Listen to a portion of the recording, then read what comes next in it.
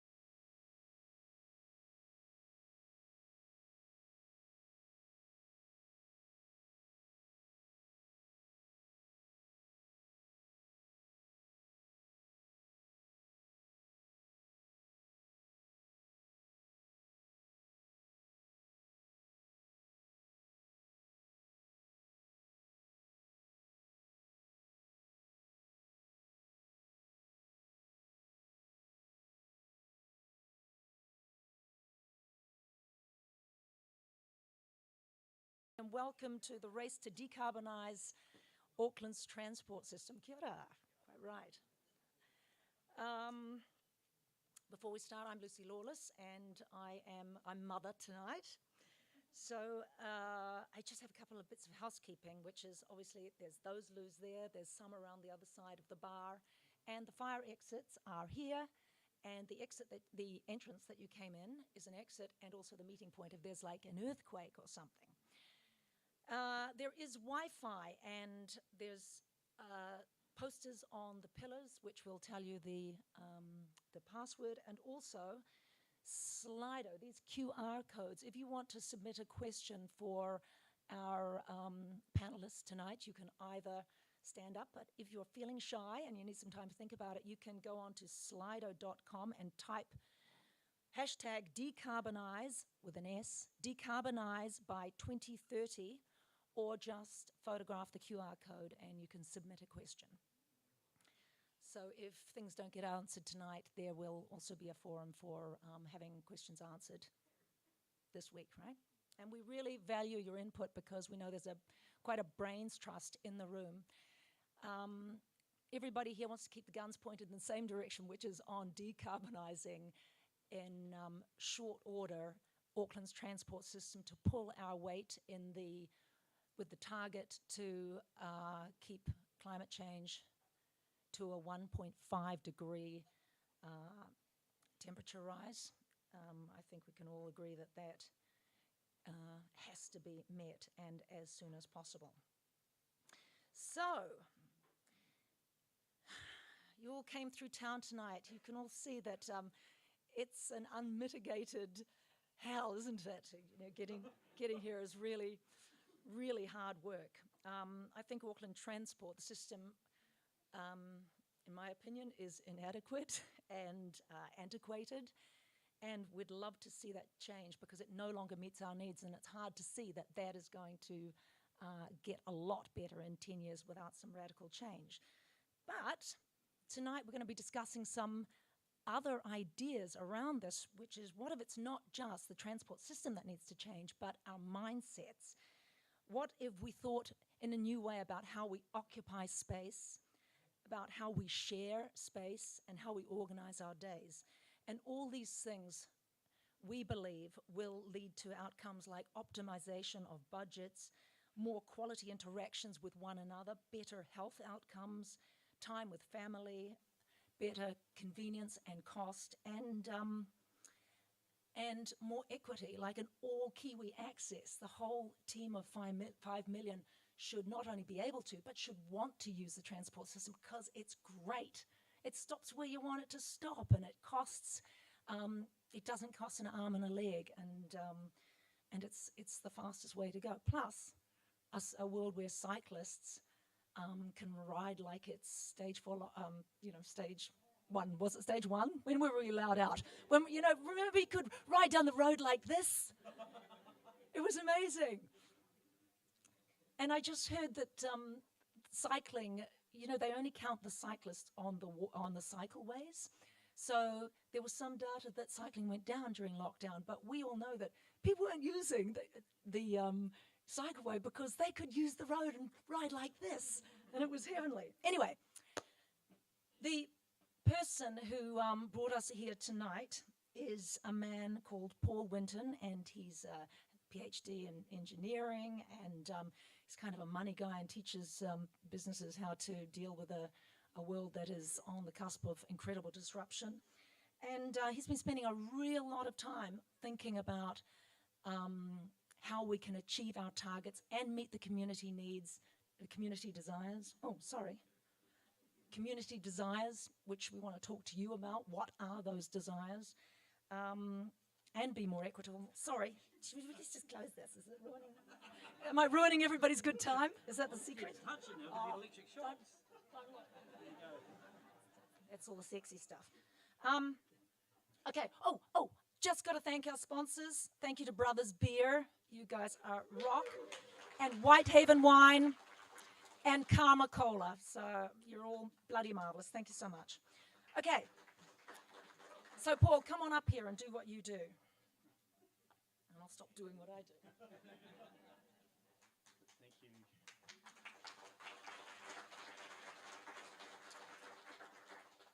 Thanks everybody for coming along tonight. And before I get into the long-winded bit, I wanted to, thank a few people. I come from the private sector where, in the words of my father, after you shake hands, you have to count how many fingers you ended up with. And it's been amazing collaborating with people over the last year and a half to better understand what the problems are and what the solution space might be, and to bring this group together tonight. So some specific thank yous to Lucy for playing MC tonight. I met with her for lunch a few months ago, and she was a great listener, and at the end she said, I'd really like to help if I could. Is there a way I could do that without getting arrested? So, I've got a plan for you. I'd also like to thank the people that brought this together, Gen Zero, Greater Auckland and Bike Auckland. It's been, quite frankly, horrifying seeing everything mobilising over the last few days, and I've just been amazed at how quickly this has come together. Thank you very much. Patrick, Heidi and Nicholas, who for reasons unknown allowed me into their circle of trust about a year ago and allowed me to ask stupid questions of them. So I have done that in a place of trust and love, you might say. And I wanted to thank you guys for helping me along this journey as well. And Amy and David at the 1.5 Project have been a massive help over the last while. I have said, I often say that I do numbers and Amy does feelings, and that turns out to be quite a good combination. And David's been helping us better understand how we actually reach audiences. So with that as background, tonight what I wanted to talk through is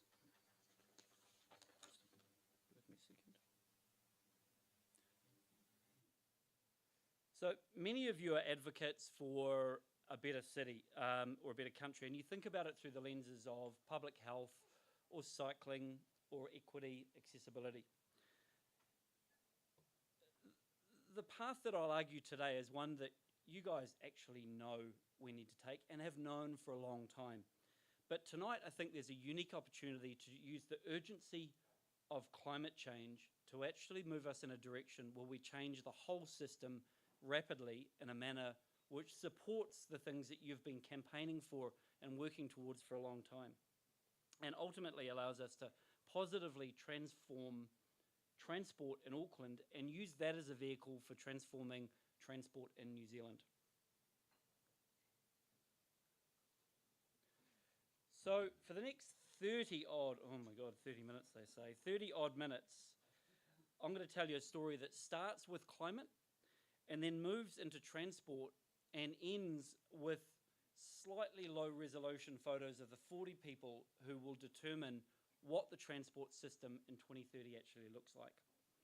And the bones of the story is up there, and it's that we need to largely decarbonise transport by 2030. The transport model and the plan we have to evolve that transport model no longer meets our needs. But importantly, there's a fork in the road that will lead us to a very different 2030. And we need to make an active decision now, and now means in the next months or quarters, on which are the legs of the fork we're going to take. And I'll lastly argue that there's 40 odd decision makers that will decide where we go, and our common voice is needed to inform, support and pressure those people to transform transport by 2030. So, as part of my 30-minute monologue, I'll start at the first bit. And that's that we need to largely decarbonise road transportation in New Zealand by 2030. So the way I'll frame this is I'll talk about three things. I'll talk about very briefly about the science. It's funny, I come into this presentation with differing audiences, and some audiences you have to tell them what climate change is, some you have to convince it's true. I'm assuming that we have reasonable base knowledge on that, so I'm not going to bang on for too long about polar bears and icebergs. But I'll talk about the 1.5 in science, and I'll talk about where the words, the legislation and the capital markets, which means the investment community, are heading to. And lastly, I'll talk about the action. And what I'll argue is that the science is clear we shouldn't exceed 1.5. The words allow a little bit of wriggle room if you're a politician. They're about 1.5 plus. But the action in New Zealand is well off the pace. It's more like a 3 degrees world. But there is a risk that that changes. And that risk is that the grown-ups decide that they're actually going to put in place policies that move us towards a 1.5 future. And under that scenario, everything changes. And I'll outline what that everything changes might actually look like. So firstly, one page on the science. It's pretty clear that 4 degrees is better than 5, and 3 is better than 4, and 2 is better than 3. But it hasn't been that clear over the past few years. What's the temperature above pre-industrial levels that we should really, really work to make sure we don't exceed? And over the last 12 to 24 months, that's become much clearer under the guise of tipping points.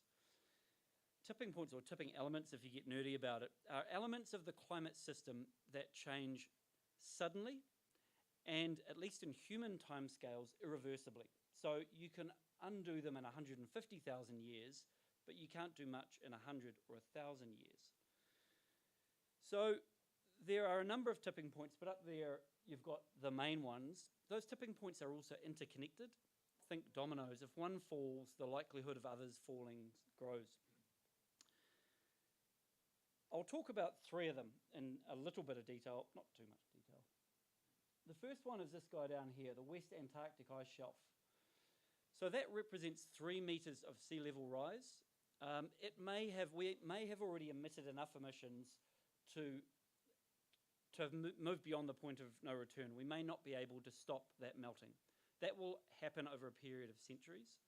But if we haven't done so yet, then we will most likely do so by the time we reach 1.5 degrees. It has a big sister to the north, is called the Greenland Ice Shelf. And that's the same story, except it represents 7 metres of sea level rise. So cumulatively, we have 10 metres of sea level rise across those 2 chunks of ice. And again, we may have already gone too far to stop that, but if not, then less temperature means we may avoid it, or we may be able to drag it out by a millennia or 2. The last one, which is probably the least entertaining of all of them, is the Amazon rainforest. So it has long been known that the Amazon rainforest is at risk of transitioning from a rainforest, which I hadn't actually realised until that it actually makes rain, to a savanna. But some really important work was published in March of this year where 200 scientists with little tape measures measured 135,000 trees in Africa and the Amazon. And the punchline from their work is the Amazon, not the bits that are being cut down, but the intact bits, are less and less able to absorb carbon. So they're every year absorbing less and less carbon. On their midpoint estimate, the Amazon shifts from being a sink, an absorber of carbon, to being a source, releasing carbon in 2034. So that's 15 years away. Now there is a wide range around that. So it might be earlier, and it might be a couple of decades later. But we're not talking about 1 squillion years away from now. Unlike the ice shelves, when that does happen, it will happen very fast. It will happen in decades. And when that happens and we end up with a desert rather than a rainforest or savanna, all bets are off in terms of what might happen to our climate. So in summary, the scientists have been screaming for a long time that we need to not exceed 1.5. And what we're seeing as well is that the narrative, the words, are increasingly moving towards 1.5. So I'll talk about sort of 3 groups there. The first group is the pinstripe bankers at the top. So Mark Carney, who was the governor of both of those organisations, who recognised that climate change is an issue of financial stability and have been working on putting in place processes to better measure it. He said in middle of last year, carbon emissions have to decline by 45% from 2010 levels over the next decade to get to net zero by 2050. So that's code for 1.5. Coming down one layer to the government and Auckland Council, the Zero Carbon Bill became the Zero Carbon Amendment. The purpose of the bill is to establish a framework that New Zealand can use to develop clear and stable policies to limit the average temperature increase to 1.5 above pre-industrial levels. And Jenny will talk much more about that later on, so I'm not going to expand on that. But the purpose of that act is 1.5. Auckland Council 2 weeks ago now signed off on a climate action plan, which is a 1.5 compliant plan. The first really detailed plan that I'm aware of in New Zealand, demonstrated amazing leadership in doing so. And also doing so in clearly a city which represents a lot of the economic value and a lot of the people of the country. So it's starting to move the whole country in that direction. Lastly, the people, which includes you. And there have been increasing voices from the mainstream populace. That said, climate change remains fringe-ish. Our own research shows that whilst many people are supportive of it and they want action to be taken, when you force rank, you force them to choose the most important thing, less than 5% still see climate change as being the most pressing issue facing New Zealand today. But that said, the vehicle for that message getting out there is being heard. So those two are towards 1.5, but the action is way off the pace. We're a long way away from Paris. So countries in general don't estimate and share their own climate, the consequences of their climate targets, because it's embarrassing for the most part. But there is a mob called Climate Action Tracker who do so. They're a group of NGOs and universities who grab and synthesize the policies of a bunch of countries around the world. And their best guess at the moment is that we're heading for a roughly 3 degrees planet. It could be as bad as 4 degrees. It could be as low as 2.3. At the moment, we're 1 degrees above pre-industrial levels, and the 1.5 line is here. One other data point that's worth noting is the insurance sector, who I think are really onto it in terms of understanding risk in the space, have estimated that we're heading to a more like a 4 degrees world. So I wouldn't disregard that guesstimate. New Zealand that's a global story. New Zealand has been assessed as being in exactly the same category as a country called Australia, which is embarrassing for us.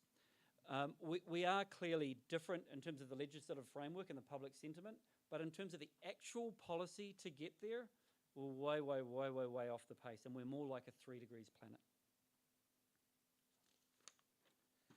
So that's all well and good, because it means you don't have to do anything today, and you can just wait until the water laps at your feet. But there is a risk that things change, and that the governments, both central and local, step up and move us towards a world where we have 1.5 in science aligning with the words and aligning with the action plan. And that's when everything gets really, really interesting. So what might that mean? In summary, we need roughly a 60% reduction by 2030 to pull our weight globally. This gets very, very pointy-headed very fast. But what I've done here is focused on extensive use of the copy-paste function. And what you can see on the left-hand side is a quote from the IPCC 2018 report, which is the Bible for 1.5. And in that they say, in model pathways with no or limited overshoot of 1.5, global net anthropogenic people-caused CO2 emissions decline by about 45% from 2010 levels by 2030. So if you work through the maths and moving into another category called emissions and CO2 equivalent, that's a 54% reduction from 2017 levels. It's slightly more from 2018 levels, but it's the same. I haven't even bothered updating the numbers. The number is only as low as 54% if you believe in two things. The first thing you have to believe is a form of unicorn called carbon capture and storage. So all bar one of the models that are inside the IPCC report, there's some 43 of them, assume that carbon capture and storage unicorns exist sometime around 2035. The extent to which they are deployed varies, but you have to believe they exist. If you don't believe they exist, that 54 is more like 65 to 70. The other thing you have to believe is that New Zealand will only pull its weight on average. It won't, and some people believe that as a wealthy nation that's benefited from emissions, we should do more, and we've agreed to do so. It won't do more than that. So if we just assume those unicorns exist and we're just going to do the global average, then we'll pick 54%. I've then moved across and used copy-paste from another place.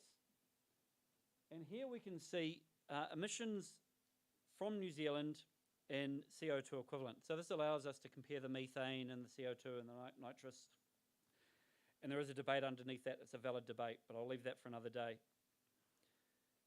The gross emissions were 81 million tonnes. So that was stuff we burnt or let out into the atmosphere. Then the trees basically soaked up 24 million tonnes. So we ended up with net emissions of 57 million tonnes going off into the stratosphere or wherever emissions go to warm up our planet.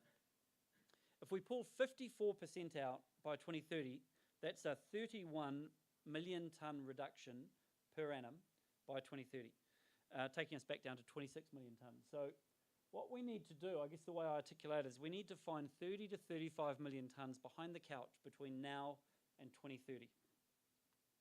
So that's the target. That's what you've got to do to be kind of aligned with 1.5. But there is a live emission that has been told for quite some time, and it's very convenient because it means you don't actually have to do anything. And the live emission is called Net Zero 2050. So there was this mob here called the Productivity Commission who did an outstanding body of work, and outstanding by scale even, 650 odd pages, the full report. It was commissioned initially under the previous government. It was tweaked a little bit under the current government, where they asked for stretchier targets. The Productivity Commission work looked at these scenarios here, including these scenarios down at the bottom, the dotted lines that evolved to Net Zero 2050. They published this in August 2018. Their most controversial line was the disruptive decarbonisation line, and that line was in for a giggle, clearly you were never going to do that, but you've got to have an outlier. So then about a month later, literally a month later, the IPCC came out and said, sorry guys, goalposts have moved. Actually, it's the dark dotted line that you've got to follow. And so they moved the cheese basically by fully 17 years against the average productivity commission scenario. So we ended up at this point, we need the 60% reduction by about 2030 if you believe in unicorns and if you believe that we're only going to do the global average. So net zero 2050, never let it pass thy lips. So the question then becomes, what is the most pragmatic path to a 1.5 compliant future? Up until now, I've used copy-paste. I'm now going to use actually present an opinion. Reasonable people might disagree with this. Thus far, the only reasonable person who has materially disagreed is the owner of a petrol company. So what we need to do is we need to find from each of these categories where we're going to get 81. So this is the chart I showed before. Above that, we have where emissions come from. 39 million tonnes of the 81 come from ag, 14 come from road transportation, 7 come from what's called manufacturing, terrible names that they came up with. This is basically factories that use heat to make stuff. Fonterra drying baby milk with coal, Methanex making methanol, and Taranaki account for about four of that 7. Industrial processes and product use is another flavour of factory. The chemistry makes the emissions, so think aluminium, steel, glass. Energy industries is electricity and a smattering of making petrol and diesel. Waste, 4 of 81 is almost entirely landfill methane. And then underneath that you have rats and mice. Fugitives is leaky gas pipes, literally leaky gas pipes. So that accounts for 2 of the 7. If our leaking is similar to overseas, it's probably more like 10 out of 7. Domestic aviation is less than 1. It's about 1% of national emissions. And then miscellaneous, you have trains, offshore fishing fleet, forestry, offshore vehicles, rats and mice. So the question then is, who's going to give up their carbon to give us this 30 to 35? 30 to 35 we've got to find down here. So I'll argue that 9 to 12 of it will come from stuff that we're doing anyway. So we'll get 1 to 2 companies will plug their leaky gas pipes. Social license to operate, ETS will come in and incur a cost. Waste, we're increasingly moving to less waste, or a world where we actually start using our waste as either a biogas or compost it differently. And so we're seeing in my day job scenarios where we don't know whether waste is a cost or a revenue. Energy industries, coal and gas will be increasingly challenged by batteries and solar power. You'll still have some left, but we pulled 3 out there. Industrial processes and product use, I've sort of said 0 to 1. You can't fix these things in a decade. You can't fix aluminium in a decade or steel in a decade. You can shut them down, in which case they go somewhere else, or you can kind of leave them be. So I've allowed a little bit there for sort of maybe some efficiencies, or maybe in case one of them closes. And then the last one down here, our ETS structurally is good in that it imposes a cost on carbon, but the settings are so low that no one will notice it. So I have assumed primarily that Fonterra is no longer drying baby milk with coal in 2030. If they get that, social license to operate, if they continue on the model they're doing at the moment, they're not in business. And they're not in business when you look at tariffs and a whole bunch of other things that are coming up globally. So that gives us 9 to 12 of the 30 to 35. You will have heard about the Billion Trees program. With my most Pollyanna-ish hat on, I would estimate that that is 3 to 5 million tonnes. That's a lot of pine in that mix. The government's own estimate of that is 1.5 million tonnes, and they've got to plant it. So it's not clear that that can be a lot more. In principle, you could plant the entire country. You'd plant out Ponsonby if you wanted to. Just get some really awkward conversations at some point. And we're already seeing some of those awkward conversations now in the farming sector, which quite reasonably is pushing back, because the economics of growing a pine tree and just leaving it there forever are better than sheep and beef stations. So that gives us 3 to 5. The other one is ag, which I mean, you might say, and one of the main areas of pushback is, why is the ag sector not delivering more? And I guess my argument to that is it's politically really one extra really hard. You will have heard recent political commentary around the fact that if National comes back in, that they will be amending some elements of this plan. Just after signing last year, they said that it was too hard on the farmers. And it is hard on the farmers. It actually is genuinely difficult on the farmers. In my opinion, the farmers are our coal miners and are really going to need our support if they're going to transition through the next decade. There's also the minor manner of $65 billion of debt associated with those farms, which means that whilst in principle you could just decow and grow some kiwi fruit, if such a thing is ever done, you would have to have a conversation with a bank that went something like, do you mind if I don't pay anything for 8 years? And it's not immediately obvious that the banking sector is going to support that transition. So it's actually a really hard move to make. So out of that lot there, we've got about 20 odd of the 30 to 35 we've got to find. To make the numbers work, we need to pretty much entirely decarbonise road transportation by 2030. So, and that's been an awkward conversation for quite a while now, because this is not in the public domain. And this type of conversation is really the work of the Climate Change Commission, who will do an awesome job when they finally come out with it next year, as is cited under the Zero Carbon Amendment. But in the meantime, people are carrying on as if nothing were actually happening. So the way I think about this now is we need to think about transport as,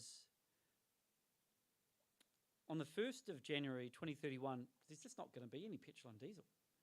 And if that were the case as a thought exercise, what would we need to do to render our society, our families, our businesses robust to that transition? I think in getting into that thought mindset, that thought groove, we can actually start to think about what that future might look like. So, the awesome thing is that Auckland Council have demonstrated amazing leadership over the last few weeks, really over the last couple of years, and particularly under the stewardship of Phil Goff and councillors under the current period. And amongst other things, they have released a climate plan which talks about a 64% reduction in transport emissions between 2016, but kind of call it now, and 2030. Now that's not all, but by the time you've got to 64% less petrol and diesel, that industry is in a period is in terminal decline. You have one petrol station to the north, one to the west, one to the south, and one to the other side, and eventually it just gets too hard. So we enter a period of structural decline. And I think what's really exciting about what Auckland Council has done is they've pulled a full ecosystem together of what a city getting to this sort of target might look like. And the kind of plan, there's a lot of work to do that you need to follow to get there. So, well done, Auckland Council, that's what I say. Well done, Auckland Council.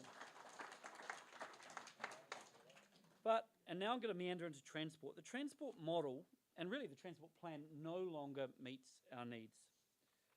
So if you had a transport system, you'd hope it was safe, it would be healthy, accessible to everybody, resilient, so you weren't too dependent on things, and if things went a bit sideways, you could still get around as you needed to, and ideally decarbonised.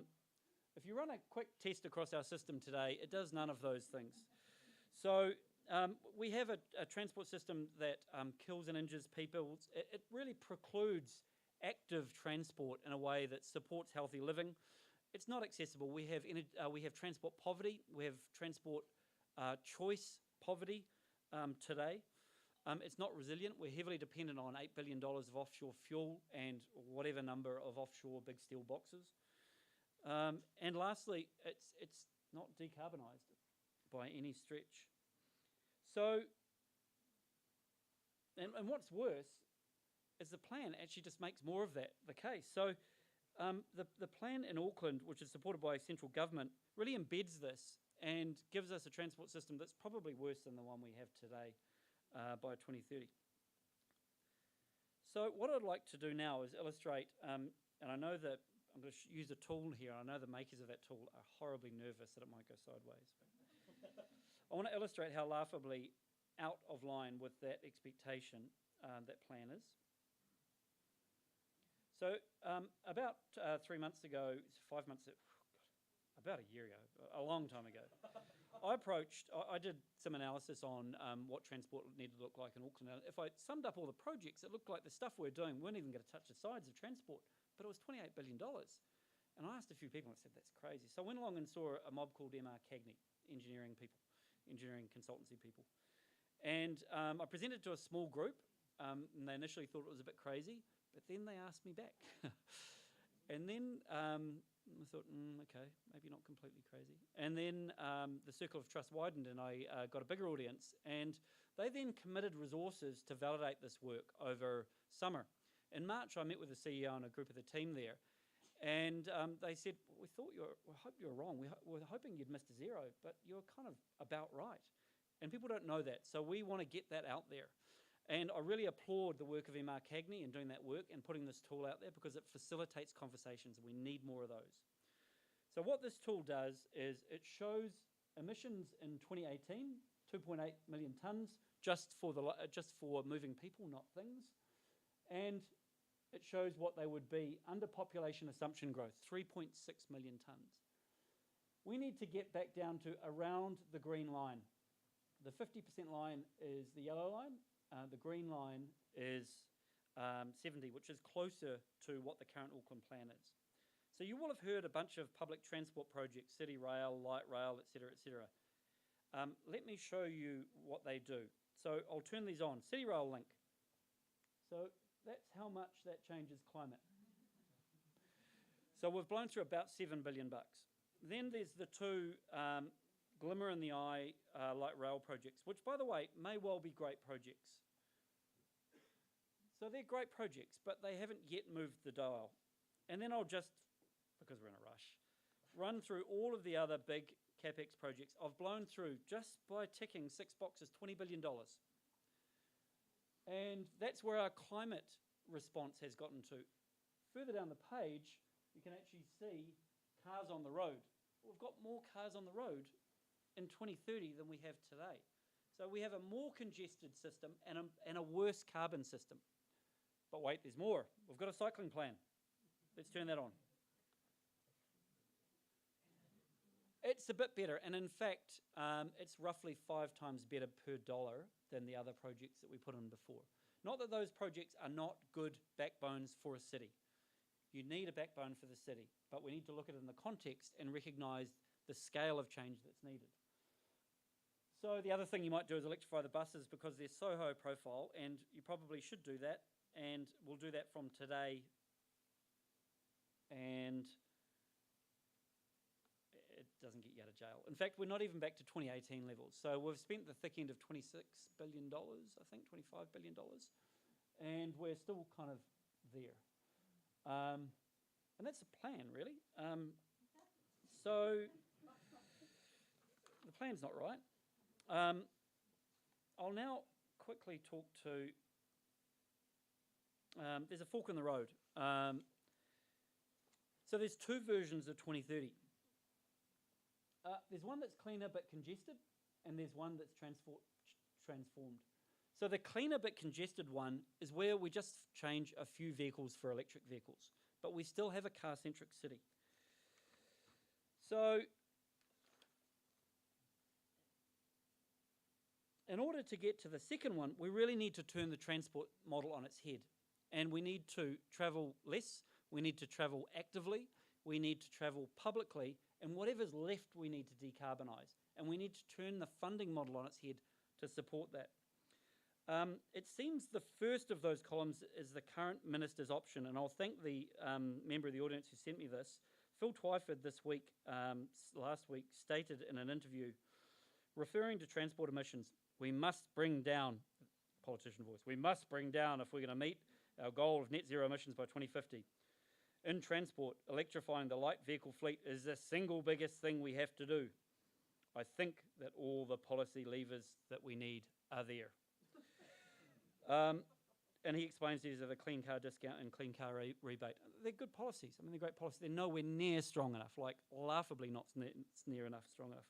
To put that in context, we need to stop importing internal combustion engine cars without a plug in about 4 or 5 years, and we need nothing with an engine in it after 2030. So I think the other thing that the Minister said is, and my take from it is, that he thinks we just have to electrify everything by 2050. So the net zero 2050 he hasn't been told about yet. But it's a future that misses a massive opportunity, and that we now have a chance to build back better. So there's 40 people who will change this. I wonder who they are. Some of them are here, amazingly. So I'm not going to go into the boring details of how this works, but suffice to say, there is a general drift of policies and stuff followed by 3- and 4-letter acronyms, down from the Minister to the Ministry to NZTA to some mix of Auckland Council and Auckland Transport. It's unclear. There are 40 people in those organisations who will largely determine the transport of 2030 in Auckland, but also transport of 2030 in New Zealand. Over the last few months, I've had the chance to talk to the boards and the CEOs of these organisations, and the role that climate change and their role will have in this. Some of them really get it and really, really want to do more. Some of them haven't even thought about it, and some oppose change. All of them have been really gracious and generous with their time and engaged meaningfully in the discussion. And I think most of them realise that more needs to happen, but they're not sure what. But some other things are also clear in these conversations. Firstly, they haven't done the work. None of these organisations have estimated the scale and rate of change needed under climate change, and hence their beliefs and plans are hopelessly out of step with climate reality. NZTA's sustainability plan, for example, is awesome. It's just 2 decades too late. Do a search replace for 2050 to 2030, and it's on track. Auckland Transport, in their latest SOI from 2 weeks ago, the same day that Auckland Council signed off the plan, didn't even have emissions as a target. It's not obvious why that's the case. Secondly, the conversations have been very car-centric and very different to those I've shared with many of you here. And I'd say they differ in their DNA, and I think there's a need to broaden the conversation within those groups. Lastly, they generally speaking don't feel empowered or responsible for the change. They often do this thing, pointing to other people that need to do some mystical thing to change. But really, and this is where I bring the conversation back to here today, it's the people in this room that need to change this. And we need to do that first by ensuring that the people up there actually understand the scale and rate of change that's demanded of transport, because they don't know that today. And then providing the support for those who really want to do that today, and the incessant pressure for those that are holding back on it. And it's with that I guess I'll sort of close and talk about the key actions that are coming out of tonight. And the call to action is for a common voice to come together to ask for those 6 things from those 40 decision makers.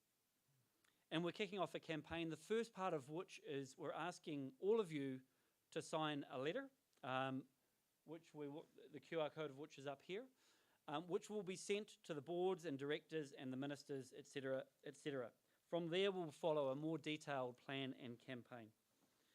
So with that, I will elegantly slip off stage and hand over to Jenny now, who will talk about how the law actually gives teeth now to a pathway akin to this. So I wanted to introduce Jenny. Jenny and I met about a year ago over a glass of wine at a book launch. I've never been to a book launch. I don't go to those. But I met Jenny there, and we talked passionately about climate change. She founded not long after Lawyers for Climate Action, which now 330 lawyers, including lots of grown-up scary QCs, like Jenny, who have had massive impact in raising awareness amongst decision makers and taking real legal action. And I really have to thank you, Jenny, and your team for everything you've done and supporting everything we're doing. So with that, I'll hand over to Jenny.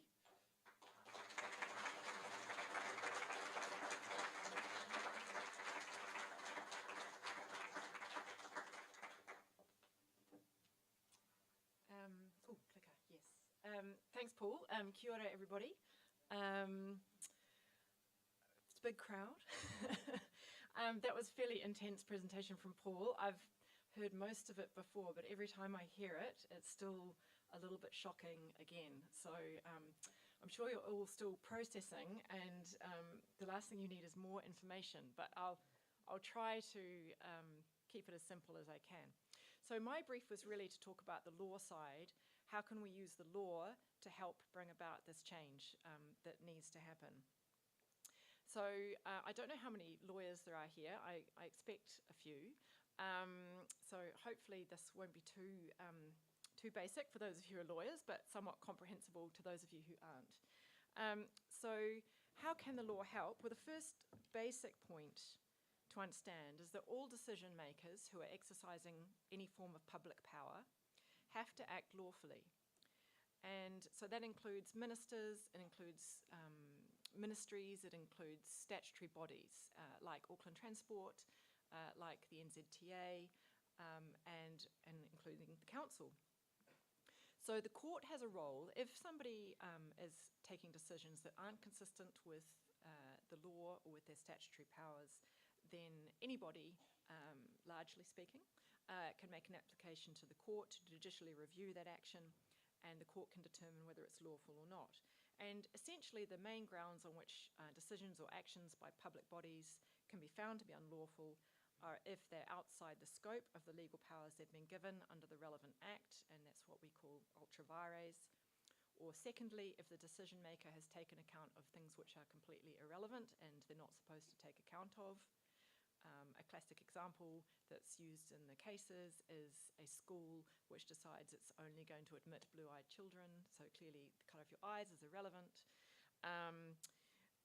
Another example would be if you take into account or fail to take into account things you should take into account that either expressly you're required to or the court finds are so obviously relevant and important to your decision making that the court will find them to be mandatory considerations.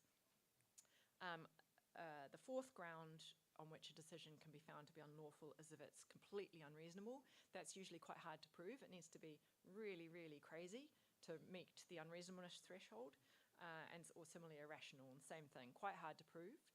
And the final one is bias. So the usual result of a decision being found to be unlawful is that it's invalid and of no effect, and what the court will usually do is send the decision maker back to have another go and do it properly and lawfully. Now I should just say that the courts are often a bit wary of involving themselves in complex policy decisions, so you won't generally get the court intervening on decisions like how much tax people should pay, or things that really have a very heavy policy element. But all decisions still need to be lawful, and really the question is just what are the lawful parameters of that decision making. And what is clear, both in New Zealand and overseas, is that the courts are increasingly willing to get involved in decisions relating to climate change. So that was really established by the case of Thompson and Minister for Climate Change, which some of you may remember from a few years ago. And that was the case where Sarah Thompson challenged the failure by the then Minister of Climate Change to review New Zealand's nationally determined contribution under the Paris Agreement to reflect more recent science. And so the court was willing to get involved in that and to find, to basically sort of make an assessment of whether the minister had complied with the law or not. And the outcome of that is a little bit complicated. The short answer is it was partially... Oh, sorry, Paul. Oh. The court did find some problems with the decision-making there, but held that because there'd just been an election and there was a new minister, and the minister was bound to review the nationally determined contribution, there wasn't a need to issue any orders requiring that to happen.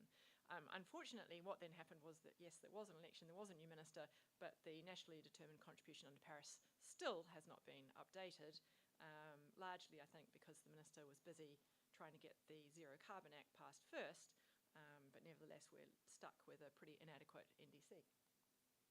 So having established the framework that we can review actions to make sure they're lawful, where does the duty come from that says that the decisions need to be taken to decarbonise. And there's essentially three sources. The first is international law. We've got obviously the Paris Agreement, which is a treaty commitment that New Zealand Inc., the Crown, has signed up to pursue global efforts to limit the temperature increase to 1.5 degrees. I've put up there as well the International Covenant on Civil and Political Rights, Article 6, the right to life. So I'll come back to the right to life, but that is increasingly a source of climate action litigation around the world. So I'll talk a little bit in a moment about the recent Urgenda case in the Netherlands, which was very much focused on the right to life.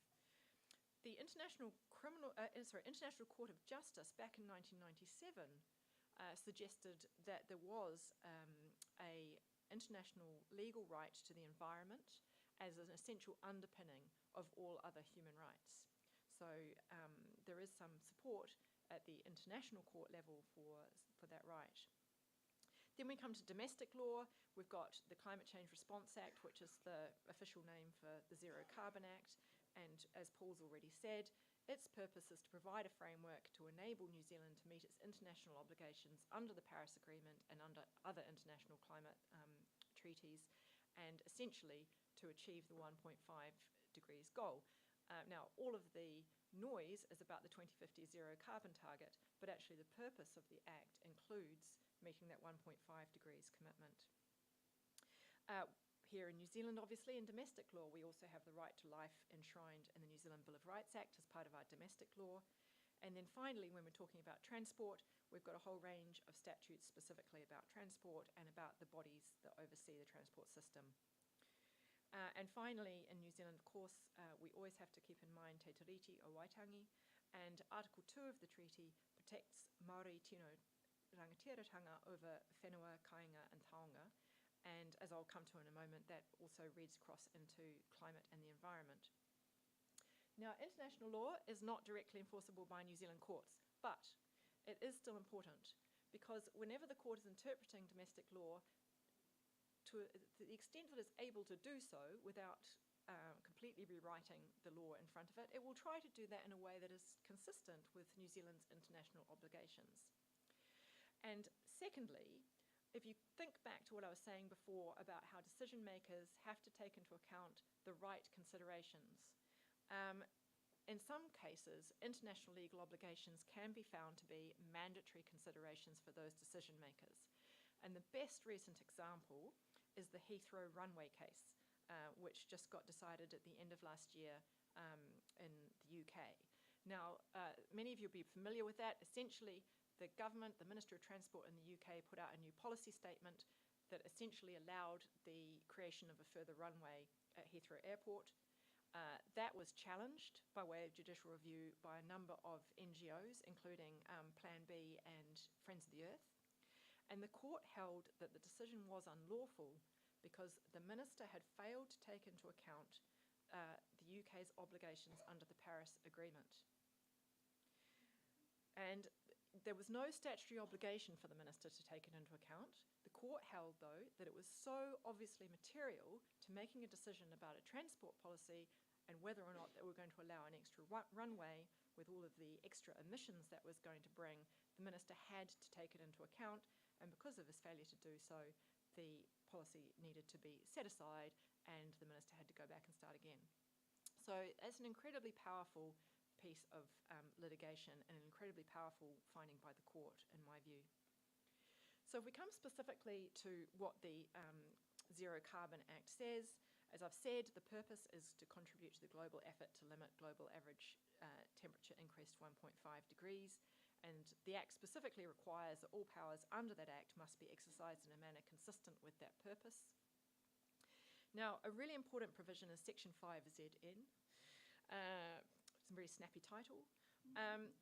What that section does is it says all public decision makers, so anyone exercising a statutory power or carrying out a statutory duty, may take into account the 2050 zero carbon target and any emissions budgets which have been created under the Act, which there will be from next year, in performing a public function, power or duty. So it very explicitly gives absolutely everyone, basically, permission to take into account that target. doesn't refer to the 1.5 degrees target, and it doesn't say they must take into account the 2050 target. But when they were passing that act, we, Lawyers for Climate Action, made a submission to the Select Committee on the bill. So previously, that section was accompanied by another section which said, but if you don't, it's fine, there's no remedy. If people don't take it into account, it doesn't mean anything.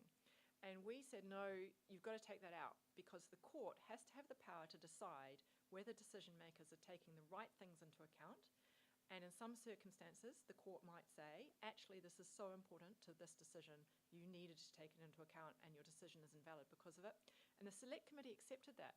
They removed that clause and they said in their report, we agree that the court needs to be allowed to develop the law around this issue and to allow for remedies. So on the basis of that, our view is that both the 1.5 degrees target and the 2050 zero carbon targets can be required elements that decision makers have to take into account. And we would say, if we're looking at the transport system, based on the analysis Paul has just shared with us, which shows how critical it is to achieving those targets, anyone making decisions in any broad way about the transport system would have to take those into account. I should say this is all my opinion. This is yet to be tested in court, but I'm looking forward at some stage to doing that. And now I'm just conscious of time, but just quickly on the Bill of Rights and the right to life. I mentioned earlier the Netherlands and the Agenda decision. So Agenda was a civil society group in the Netherlands, very active on climate issues. And for some years now, they've been pursuing litigation right up through the Dutch courts, saying that the Dutch government is not doing enough to cut emissions.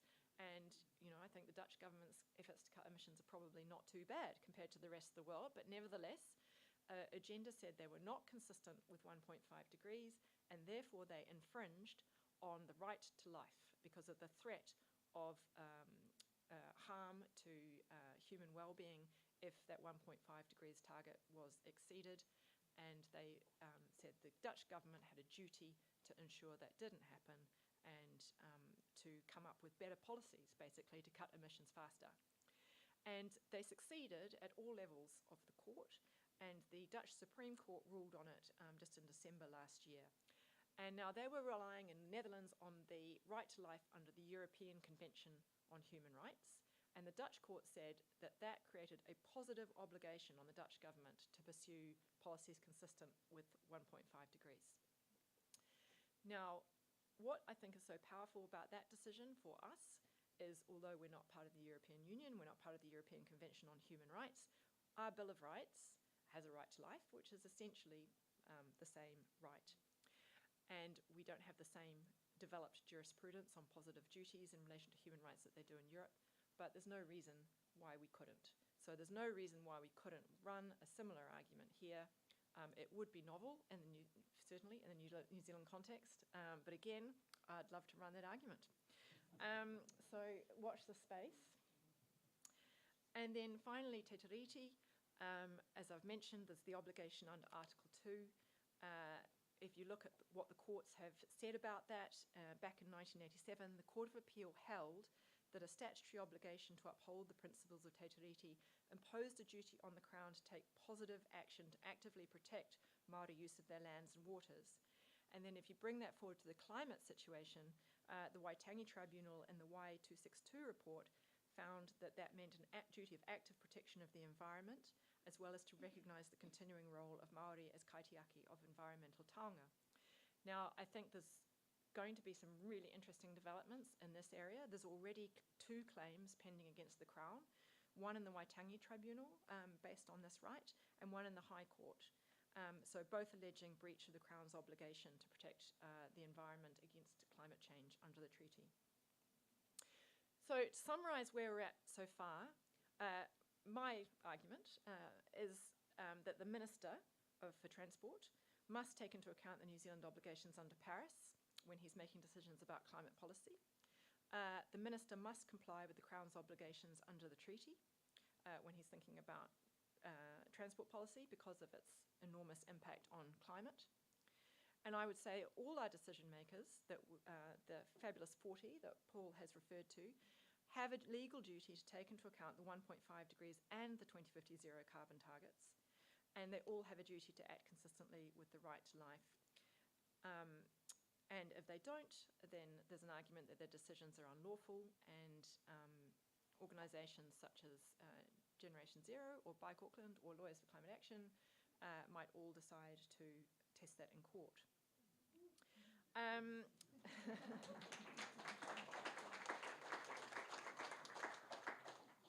And just for completeness, I mentioned earlier there's the specific statutes that each of these organisations are subject to, and they also contain relevant obligations. So, for example, if we look at the council, under the Local Government Act, Section 10, one of its core legal duties is to promote social, economic, environmental, and cultural well-being of communities in the present and for the future. Now, if that isn't a legislative mandate and obligation to address climate change, I don't know what is. So it's very clear in that they have a forward-looking, future-looking role to protect the environment. And I've set out there a few other relevant provisions from the Local Government Act. I've also noted at the bottom that ultimately Auckland Council is responsible for Auckland Transport and the other CCOs and is required to monitor their performance. And so if we're coming to failings of the CCOs, ultimately they do come back to Auckland Council. NZTA, similarly, that has obligations under the Land Transport Management Act to contribute to an effective, efficient and safe land transport system in the public interest. So again, their role is not to provide any old transport system. It has to be safe and it has to be in the public interest. And a transport system that pumps out emissions and is accelerating climate change just simply cannot be in the public interest. And I've noted there the board members' duties. So I don't know if any of you saw last year Aotearoa Circle commissioned Chapman Tripp to write a legal opinion on directors' duties in relation to climate change, which essentially found that, yep, if you're a company director, then your director's duty to exercise reasonable care and due diligence means you have to understand and take action to mitigate and address the climate risks your company faces, and exactly the same is true for NZTA and for Auckland Transport.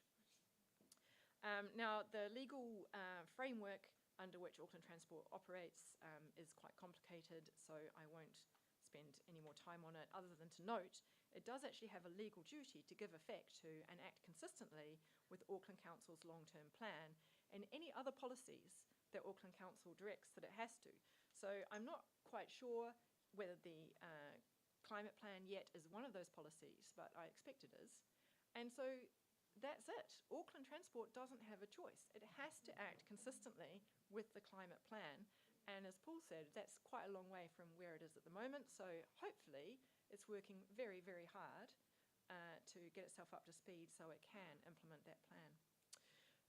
So that's it from me. Thank you. Thank you, Jenny. Actually, if Jenny and Paul can come back up, we've got some questions from online and maybe a couple from in the room.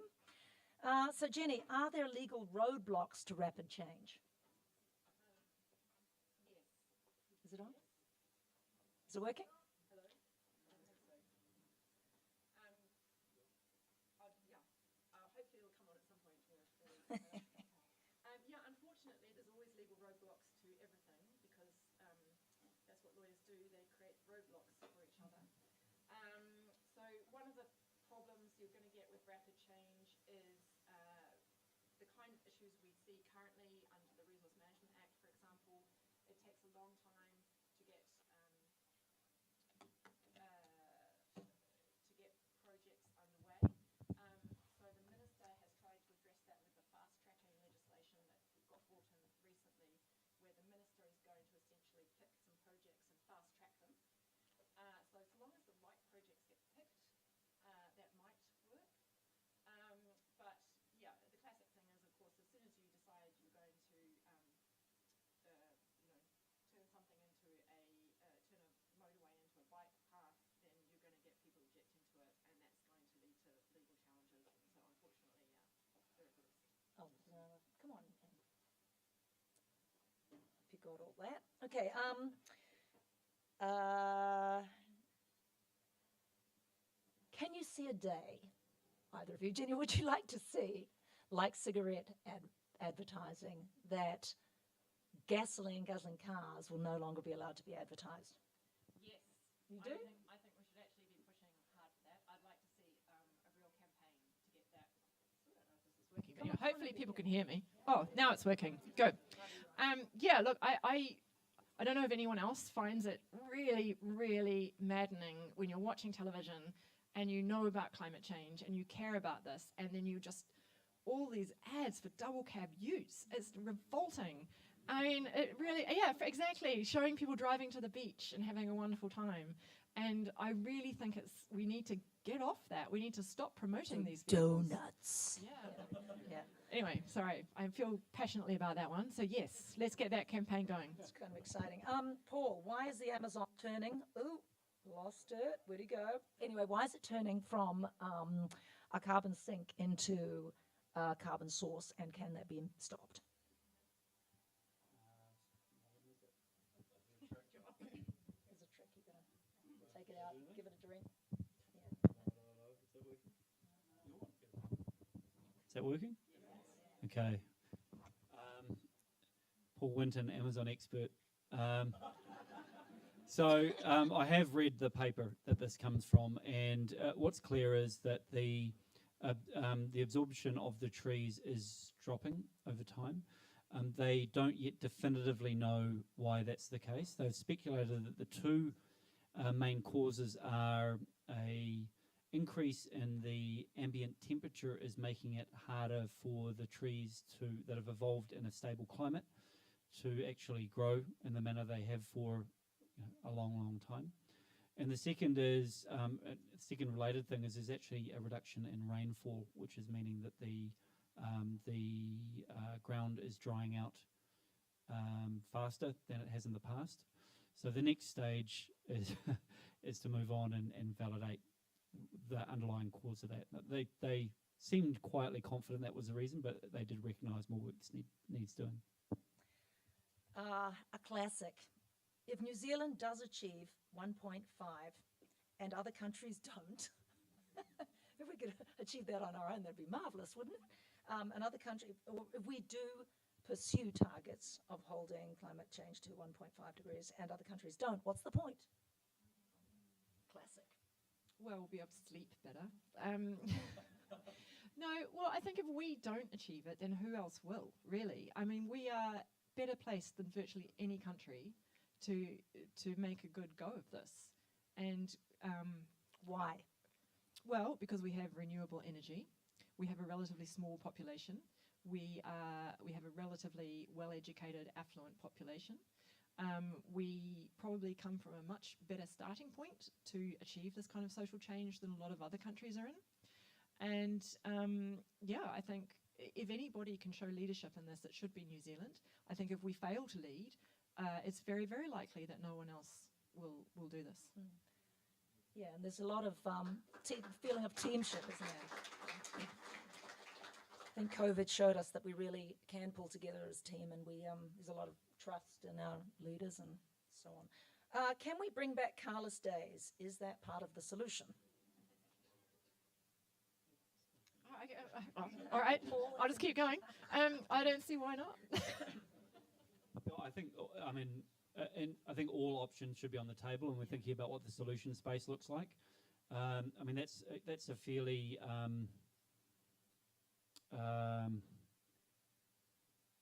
draconian's the word that springs to mind, but it's not the right word.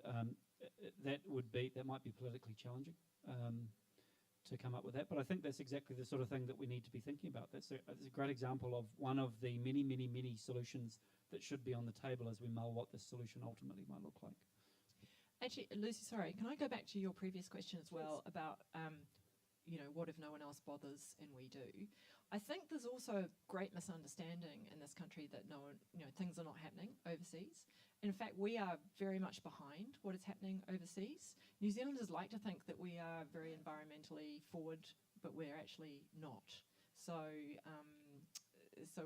there's not much danger at the moment of us being way out in front. Give us some examples of countries who and cities who have lessons that we could benefit from in the short term. All right, now I'm veering well outside my expertise now, but but the UK. Okay, we can come back to it in the panel. If you Yeah, like, well, 'cause actually, maybe we should come back to this in the panel Okay. because I'm sure there'll be more expertise. But the UK has cut their emissions by something like 40% in a very short period of time, and we haven't even scratched ours. So. Shocker. Okay, does anybody in the room want to ask? Yes, sir. At the back.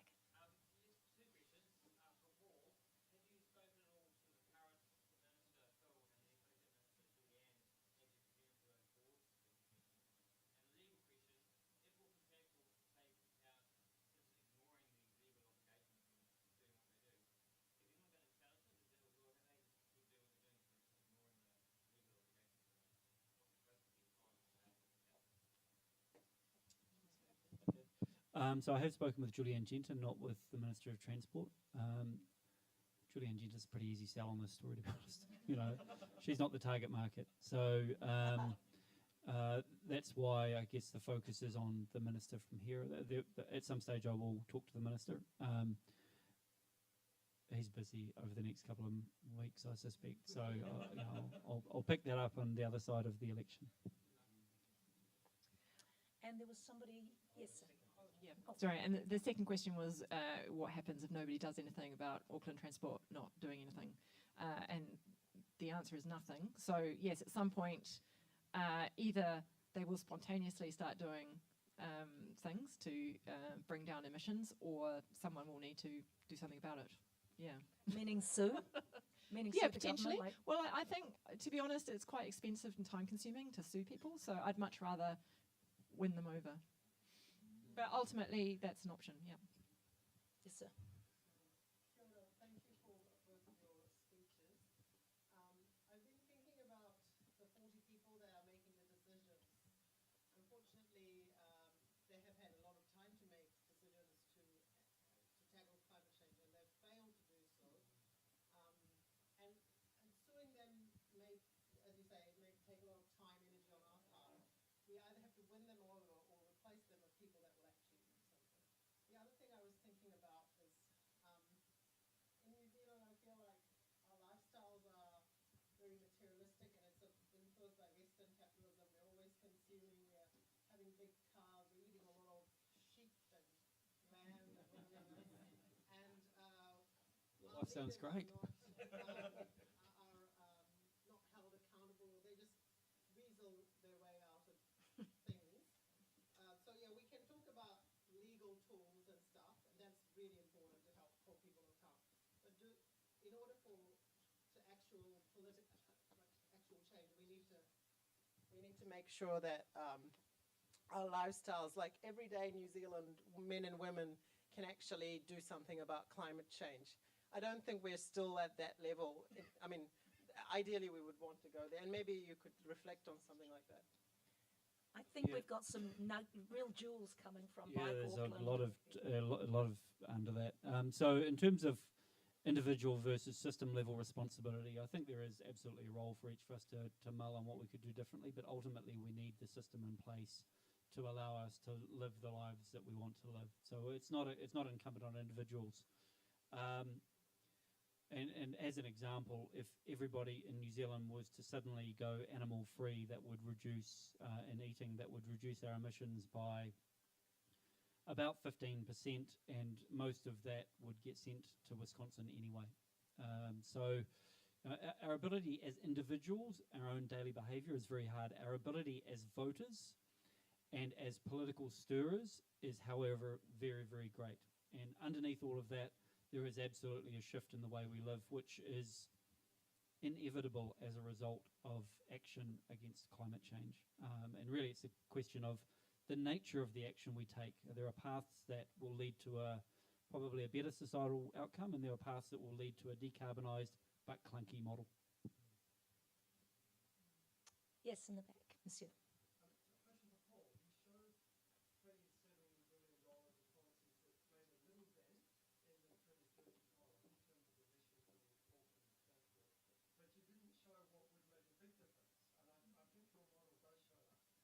maybe you could also share the address of the model, because I know it's publicly available, isn't it? Yeah, absolutely. So that's transport2030.org. Please go and design your own transport system for Auckland. Yeah, so I didn't do that. I mean, there are a bunch of different ways that one could solve it. My placeholder for this is we need to stop internal combustion engine cars coming in by 2025. We need to stop anything that doesn't have that's not electric by 2030. We need to hand over around a third of the roads to cycling, active transport, and buses. And that's kind of, I guess that's my short answer to that. Okay.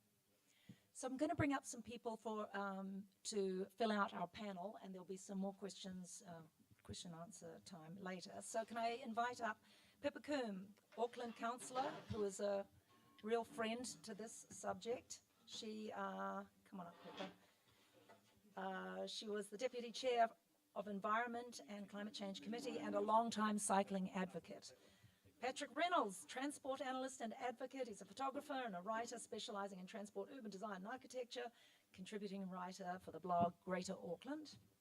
Welcome, Patrick. And Molek Takar, who is a very dear friend and from Gen Zero, Policy Planet, climate change activist, among other things. Bruce Copland, bike or where are you, Bruce? Oh.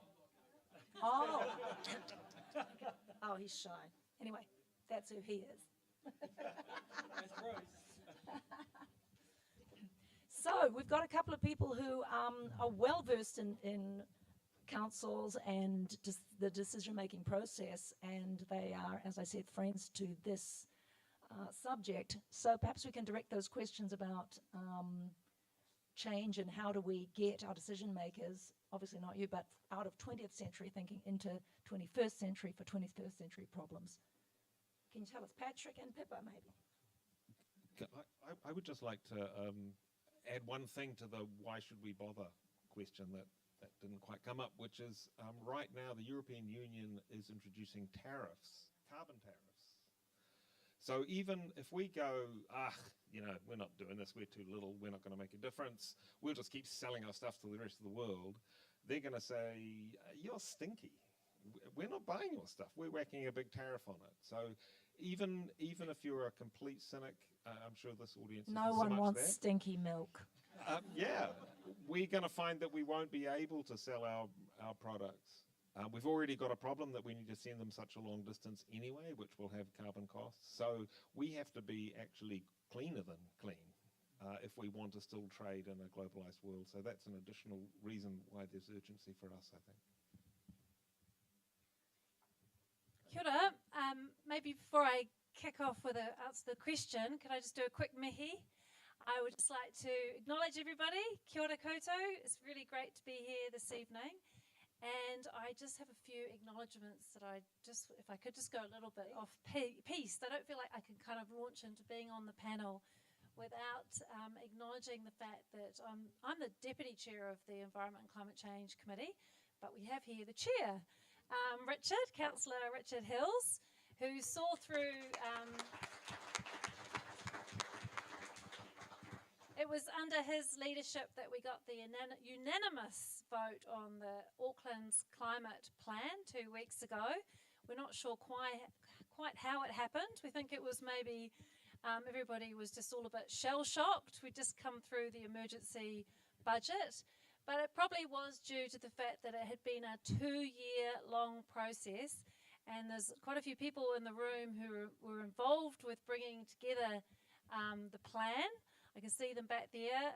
There's Matthew and Alec and Ryan's here, and I'm sure there's more Auckland Council people and Auckland Transport people who contributed to the plan, but also the amazing advocates who were the wind and the sails of the process, and made sure that it progressed through council through a really long journey and heaps of consultation, and particularly a shout out to Generation Zero, and Katrina and Olivia were right there at the council decision,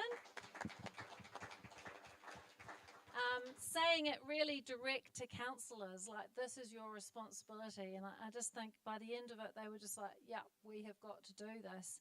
But of course, there has been quite a lot of pats on the back for the plan, and it is great to hear Paul call it. What did you sum it up? You had some quite good the way you summed it up. This is a plan that actually has the actions that are going to deliver the right result. Yeah, it was I said, oh, quick, write that down, Richard. We're going to have to quote that. So really good to hear that we do have the right plan. What was the question? I'm happy just to pass on the microphone.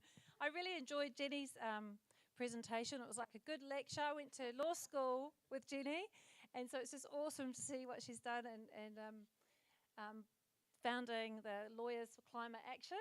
Awesome. And I hope that we can really work together going forward and not get sued. So that's what I was sitting there in my head thinking, we have actually got to get this stuff working rather than get sued. So, Pippa, how do we help you not get sued? Meaning, how do we help you win over those councillors or MPs or whatever, the decision makers who might not be on side with it?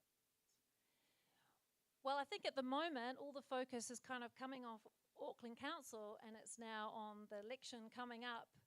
And is it only 6 weeks? And because it's so important that we get a government that's going to be committed to climate action. And if we don't get the right kind of government, I mean, we're really stuffed because... You know what we mean. Yeah. So I think right now, it's where we exercise our votes. I think within the climate... So the climate action plan is Auckland's action plan, and we're really emphasising that. It's Auckland's climate plan. And there's a whole bunch of actions in there, and some of them are what council can do. I think there's 300 that are just what council can do, but there's a whole heap of what we need government to do and what we're advocating to government to do. So that's a lot of not trying to pull attention away from council, but it's really got to be a partnership across government, across communities, across iwi, business, local government, central government, all working together. What does national government have, what do they allocate money to as opposed to councils? Who decides who gives what money to what projects? What's the difference between them? I'll let Patrick answer. That's an enormous question. Oh, yeah, you're right. Bugger that. Okay. The Climate Action Plan aims for 7% cycling by 2030, but in lockdown, bikes hit 17%. So is the question, how do we stop getting in the way of people biking? You probably heard enough. Are you wanting that question back now, aren't you, Patrick? Yes. How do we stop? It's not a yes-no question. Okay, well, the thing getting in the way of people cycling or any other active mode is that they might die. And why might they die? Because of these other things in their way, moving around, fairly with impunity. And so all of the difficulty we know, why does Auckland and New Zealand have a low level of cycling for transport? And that is because it is a semi-lethal activity. Countries like us that are like us culturally and economically that have safe networks that people on bikes and scooters and so forth can use, have much higher levels of cycling. And we also know that places can change very quickly. There's a Spanish city, Seville, that in 3 years changed its cycling mochi from 1% to 10%. So an order of magnitude simply by whacking down extremely quick and cheap cycle lanes across the city, which pulled out 5,000 car parks, and all that involves. I mean, we know how to do it. We know, or rather, we know what is required. It is a question of social and political license and courage, perhaps, and that's where this kind of push from below is absolutely essential. What I've learnt, certainly at that technocratic level, is that the pressure comes from top and bottom.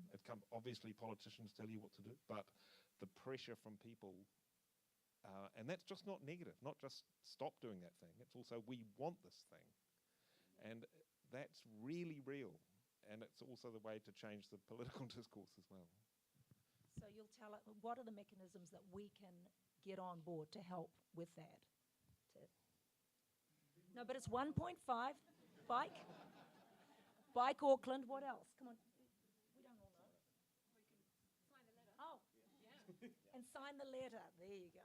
Okay, anybody in the room want to ask a question of these fine people? Yes, sir. Thank you, everyone, for your presentation. My question is about how bold a narrative we can throw out there. Because of course, the points I really agree with about saying we're not just sitting back, we're not just filling our plate, we can be leaders. The opportunity to really throw out a bold narrative and things to change faster, or expectations of our city as a whole to change faster than we think they can. I think is the key to say, like, we are going to be the beacon in the world. And there's already bold statements you've made before you've set laid out very clearly. And that actually turned out to be the bare minimum. So it's already a bit of a shock to uncertain years. So I'm just thinking, how bold should we be, and how much trust should we put in people to come with that vision? Your thoughts on whether is there a risk going too far, or is it should we just go? I think there's not much risk you're going too far. So I think one of the issues is that people just don't know. So if you think about issues of social import like smoking or speeding or drink driving, the government plays a heavy-handed role in communicating the issues associated with that and uses that to shift public sentiment and ultimately public behaviour, whereas we have crickets on climate from our government. And so whilst it is absolutely possible to set an aspiration, I'd argue Auckland Council has done that now. And a lot of people are looking at them wondering what they're doing, this plan which they can't actually deliver all on themselves. But they have actually thrown the gauntlet down on what that change might look like. And so I think we can and we actually need to. And more importantly than that, not more importantly, and we need to be comfortable moving in uncertainty. And that's a real issue because typically you have a business case on a business case on a business case locked up in concrete. And we don't know the answers well enough, and we will not. And if we wait long enough for that to happen, it'll be too late. And we kind of saw that behaviour under COVID. Like it was messy, but it seems to have worked. And I think we need to learn from some of the decision constructs that were used over that period to maybe deploy into a more rapid movement. And as Patrick says, the answers are out there. Like, it's not like we're creating beanstalks or anything. The solutions are in place, being used in parts all around the world today. We just need to pick and mix and do them. But most importantly, to do that, we need the grown-up decision makers to know they need to do that. And they simply just don't know because no one's told them. And for whatever reason, they haven't gone out to find it. We need to do that. How do we transform our streets at pace? Kia ora. My name is Moloch, and I have the privilege of representing this fine, talented group of volunteers just at the edge of the seating area. My time with Generation Zero has spanned 3 years so far. It's an organisation that spends its time engaging with institutions and decision makers to bring about a future that we like to say we like a future that's not shit, which sums it up, I think, in as concise a way as possible. I think that the short answer to your question is that we, as Paul has already said, we have all of the examples and all of the previous the precedent case studies that international cities internationally have already put in place. Weather Seville is a model to draw on for cycle lanes and how to do them as quickly and cheaply as possible, or at pace. Remains to be seen when it comes to those making assessments about business cases. As a youth-led organisation, we're always at the forefront of, I know that David over there has been working on local board submissions week in, week out for the past, ever since level 4 was put into place, and I take my hat off to everyone who has made submissions to local boards to try and bring about that change at pace. But I really think that that top-down, bottom-up, simultaneous thing that you mentioned, Patrick, is the way to go.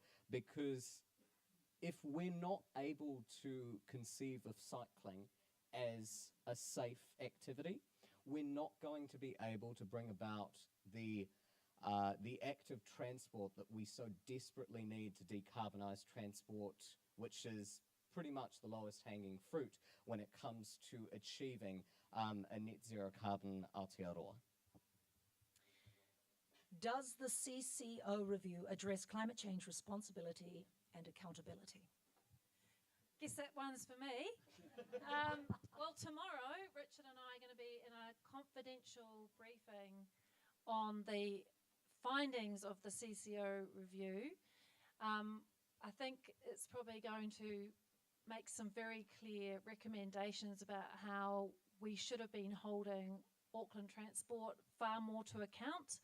There has been, the whole model has kind of encouraged this very hands-off approach where the politicians haven't been involved in saying, really directing Auckland Transport to get on with things. And it's been immense frustration for me to have come from, say, a cycling advocate background, wanting to deliver on cycleways, and it's just making such incredibly slow progress when we have this really broad consensus of support for cycleways politically, and there has been money. That's been the crazy thing, that Auckland Transport has just squandered a whole heap of investment that was ironically made under John Key when he was Prime Minister. So in terms of that review, it's still to be revealed, but I do think it is going to result in quite a bit of a shake-up and a lot more direction from the politicians in terms of what we want to see happening on the ground. I feel that just has to happen over the next year, and I'm just as impatient as everyone. Like, I'm hearing this question, how can we make this stuff happen faster? I feel like we're just doing everything right, and it just shouldn't have been so hard, and we shouldn't be where we are now with Auckland Transport setting themselves a target, decreasing the target for cycleway delivery. I think it was from 10 Ks, and the AT board just cut it to 5.8 kilometres for this current year. I mean, they might as well have a target of 0. I mean, it's just a waste of time when we have 7,000 kilometres of road in Auckland. So I just used that question as to do my own little AT rant. Well, Robert's got a little rant along those lines. Are you expecting voters/drivers to go along with loss of 1/3 of their road space and other restrictions on driving? Robert, you rock. Sure. That's a great question. Who's this Robert?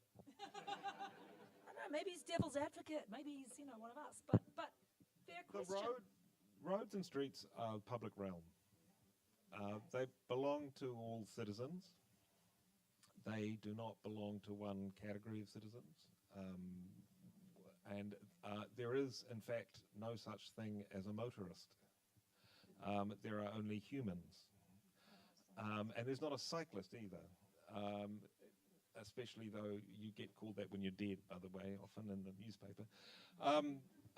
So the question of the reallocation of road space, what the question quite rightfully raises is the political difficulty of achieving this.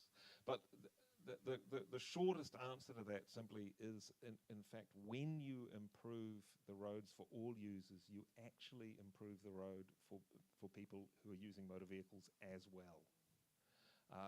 Every other form of transport other than driving single occupant vehicles is much more spatially efficient. If you wish to deal with congestion, you want to get people, incentivize as many people as possible to not drive. It makes the world better for drivers. You are much less likely to die when driving, which is a thing we still are very stubbornly committed to in this country, when there is less traffic. On every level, the air is breathable, your your children's asthma will not be as bad. Everything is better when there is a lower driving rate. So there is self-interest in reallocation of road space in cities to other users. You know, one bus with 50 people as opposed to 50 cars. You know, which one? The biggest problem for drivers is other drivers. So there is a great deal of self-benefit in this. I know it's a very difficult one to communicate, and when I'm driving and I'm sitting in my car, it's very hard to not just want another lane there. That'd solve everything, but you've got to imagine that other lane is just for you. Otherwise, that doesn't work, and there isn't a planet on which that is just for you. So. This is a sophisticated argument, but it is real, and the only way to really deliver it is to deliver it. Perhaps Robert might like to remember what it was like when you were walking along the streets, when you're suddenly out of lockdown, and there were cyclists coming by and people smiling. You go, "Oh, hello, human." And is it not true that premature births went down and heart attacks and things? So I don't think a lot of us have really been believing that there are an incredible quality of life, an upside to getting the traffic and the striving for craziness and to get ahead and to go to Italy for the summer or something, that quality of life starts with less, Yes, sir.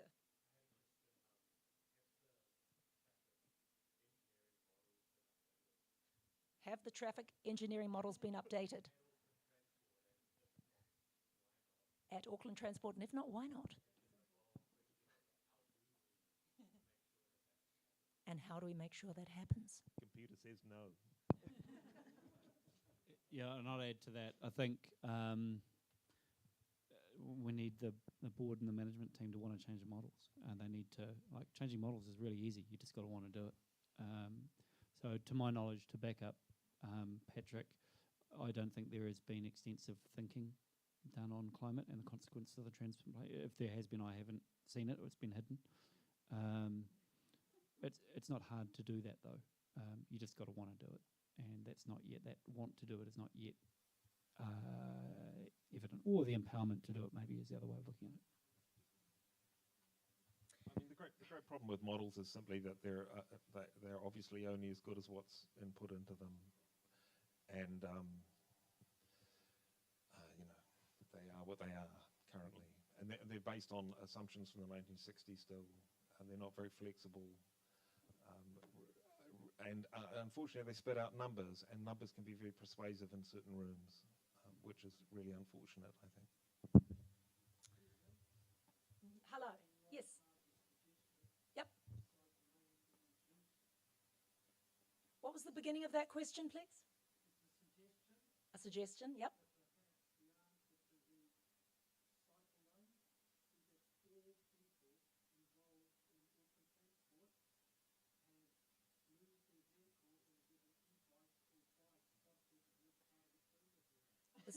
This gentleman is suggesting that everybody who works for Auckland Transport or on the board be given e-bikes for a month or cycles, depending on where they are in the hierarchy. So if they're higher, do they get the e-bike or the regular push pedal? Yeah, if you're higher, you do the hard yards.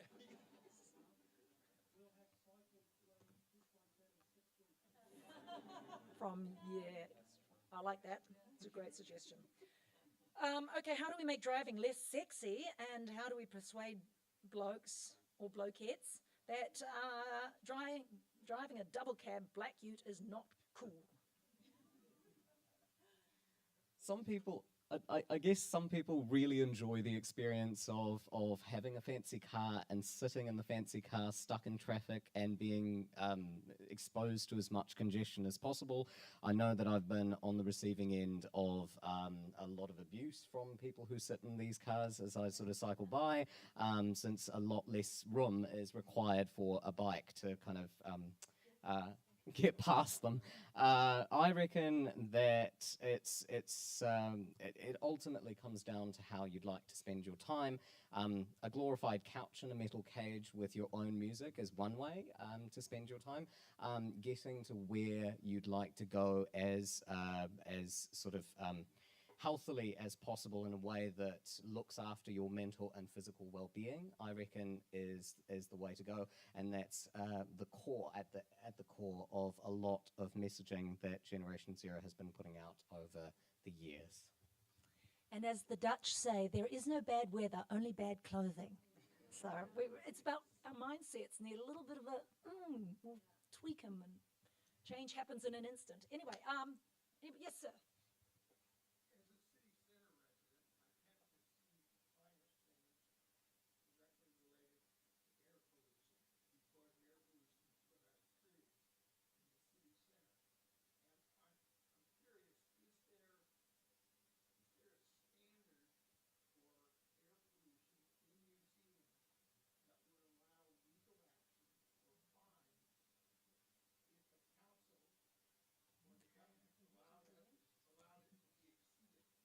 Is there like emissions standards that, that the council should be responsible for the emissions of all, just their fleet, or emissions of all vehicles?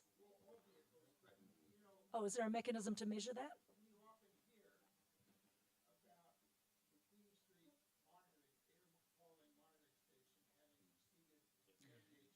The Queen Street Air Monitoring Station. Yeah, who's gonna pay? What do we do about this? Okay, everyone's looking at me. I don't know the answer. Oh, someone does. I do know some of the answers to that, because that is in fact one of the strongest drivers of what happens in traffic management in Holland. It's actually all about air quality, and so the speed gets reduced. So the signs go up on the roads that you're now only allowed to drive 80 kilometers an hour, not 100. A whole lot of rules are made around air quality. Yeah, absolutely.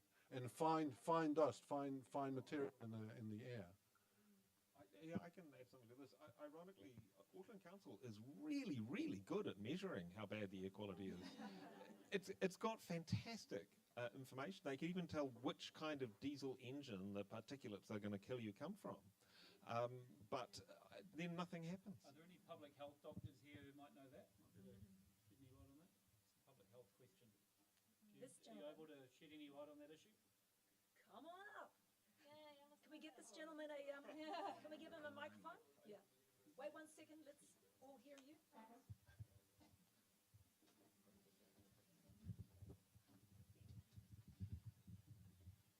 Yes, there are air quality guidelines. They're monitored, as Patrick pointed out, and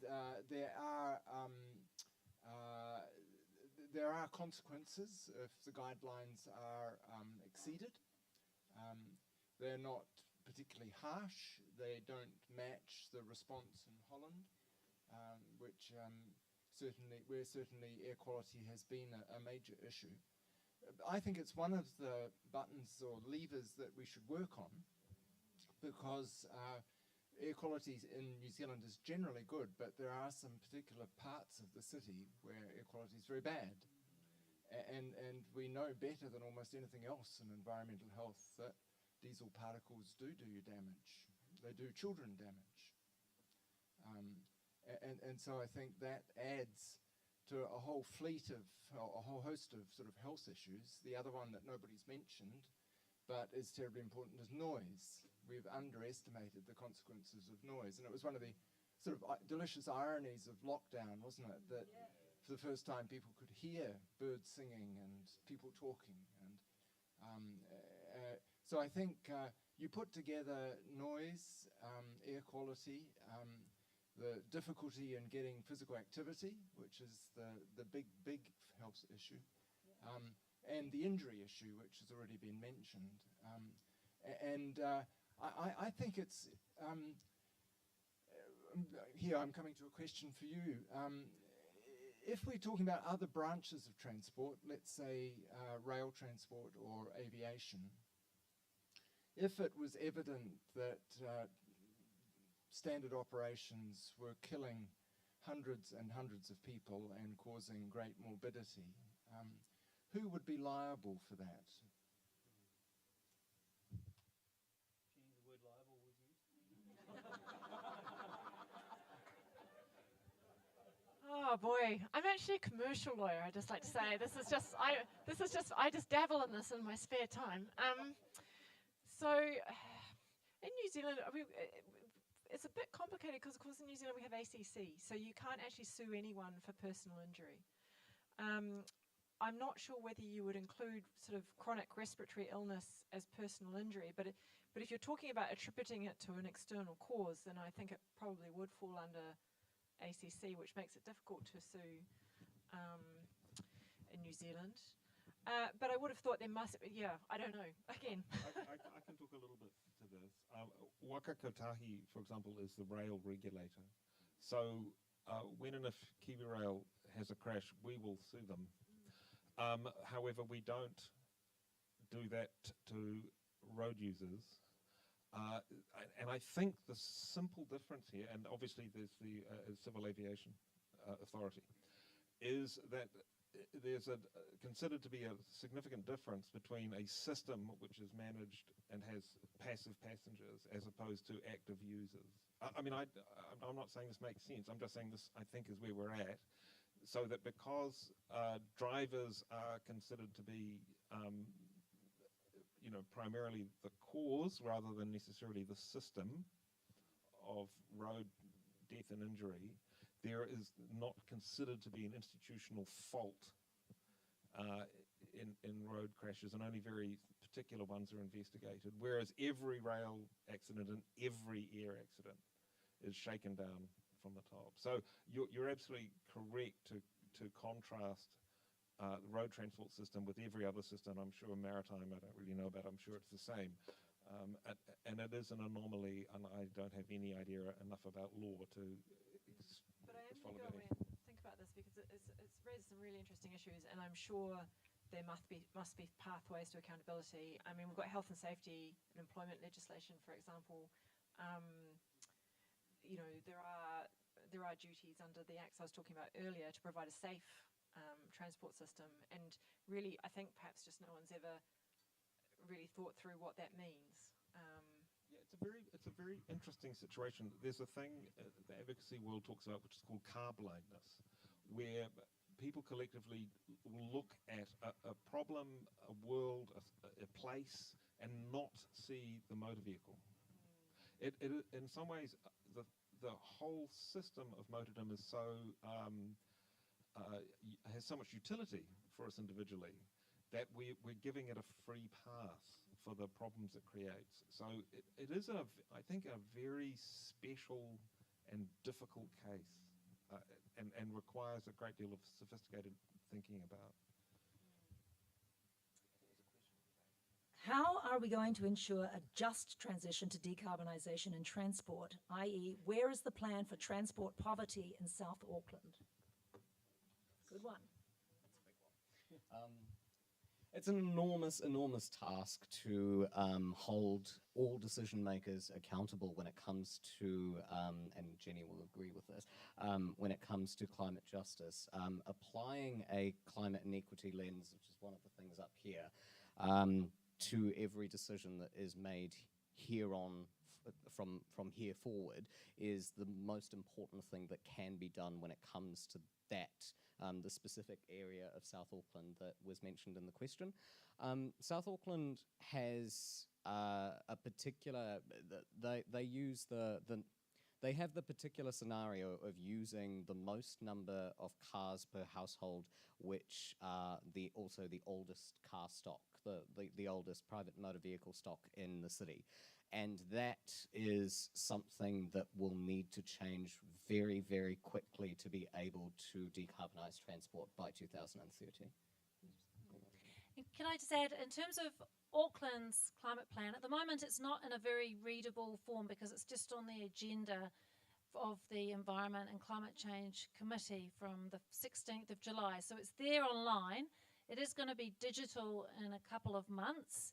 and much more accessible. But in terms of when you do get the opportunity to delve in, you'll see that that equity lens is really, really strong throughout the plan. And that was something that was really important to have that as a really clear priority, that it's no good us talking about reducing emissions and wanting to change the world if we're leaving most of our communities behind. And also what is really integrated into the plan is Te Ao Māori. And so the whole process of developing the plan was really done in partnership with mana whenua. So there was a whole lot of goals there that if you integrate Te Ao Māori, then, and we put in place the actions that the plan is directing us to, then we will achieve equity in that approach. So that was something, I think that's part of how we got all of the councillors around the table who were really concerned about that in terms of what it meant for their communities. That's how we got them across the line, because they could just see how it was so integrated into the plan. Yeah, I mean, I think the thing that the question talks to is structural interdependency. So we have a system where there is no choice for many people, and especially as we've inverted the land value in the city along with the rest of the Western world over the last 30 or 40 years, so that cheaper dwellings are further away, right, are further out. So you'll have a household with maybe 4 adults and they're all working in 4 jobs in 4 different directions. They have a terrible public transport situation and a deadly cycling opportunity. So they all end up borrowing money to buy each of themselves an individual car, that and each one of them is one accident or breakdown away from losing their job. So it's a poverty trap. It's the flip side of housing unaffordability. But solving it is, we've got to go hard and fast, and key to that is to offering real transport options. So not. Okay, what does that mean? It means that you could get to work on that bus just as fast and as reliably and affordably, or on the bike, or whatever for your job, drop your kids off, all of those things. So it's an integrated society. It's also about changing the pattern away from segregated zoning, so that you have people living over here and working over there. It's a big change that can only happen over time, but we need to Do you mean like mega villages, so that there's a really great link? So I want to live in the yoga village, and then you go to the, I don't know, No, I mean getting rid of exclusionary zoning. Yeah. What is exclusionary zoning? That is where you can only build single-family homes here and nuclear power plants over there. And is it is it cheaper for kids from certain schools? Is there a pay structure? Because I just rode the train with a girl they were trying to send her back to Glen Innes. She obviously couldn't afford $5.50 to go 2 stops to Britomart. I mean, I was going, $5.50 for 1 stop to Britomart, so I could just see is there a pay structure that works for her? And there are costs. Yeah, well, free public transport's great if you've got really good transport and you can fund it from somewhere else, like Luxembourg does. There's I think free for people that really need it to be free. So I think I should pay. Right, so there is a price. So I think obviously we already do this. We have the super coal card, right? So if you're 65 and over, you don't pay. So why not beneficiaries? Why not all kids, all school children, all university students, people studying? So free where it's necessary, and also free to change behaviour. So, or at least price to change behaviour. So free off peak, or 50 half price off peak, so that we can spread the load. And with society isn't spending a fortune on the peak of the peak of the peak service. And obviously we should price the roads as well, but we haven't started. Well, that sounds very beautiful. Is there any last request? Sir. I don't mean this as a criticism. It's incoming! But this is obviously the converted talking to converted. Yeah. Well, not Robert. No, Robert was happy with that answer, actually. Oh, he was? Okay. Yeah. So I've been seriously worried about this issue, climate change, for 40 years.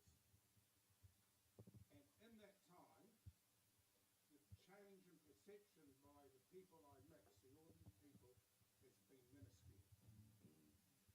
And all the things you're saying, to me, are going to run into serious headwind unless people realise the science isn't under dispute.